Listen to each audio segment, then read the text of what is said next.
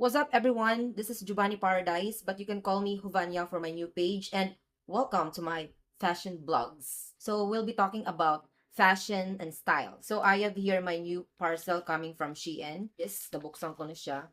Ito. Ayan, guys. So, ito po yung kanyang wig. And meron siyang free na, iwan ko ano ba to? The hair is not too shiny, and it looks like a real hair. If you want to elevate this fashion, you can use this 60s hairstyle wig. At napakaganda niya, guys. Pag mga 60s, formal siya.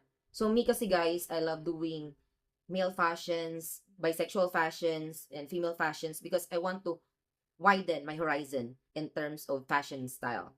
It will give you parang extraordinary looks in terms of fashion. So, mapapansin ka talaga pag ganitong mga hairstyle o mga pormahan ng mga pang-60s kasi napaka-formal niya. Compare sa mga 70s, 80s, and 90s.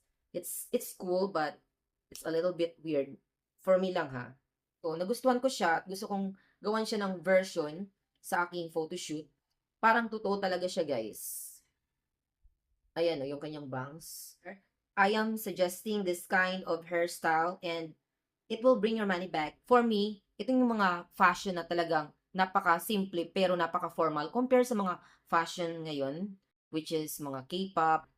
Thank you guys for liking my fashion blogs, and if you have some comments and suggestions regarding sa kung ano yung magandang i-content regarding to fashions and styles, please comment down on the comment section below, and I hope to see you again on my next fashion video. So that's all for now, guys, and that's all. So bye-bye. Mwah!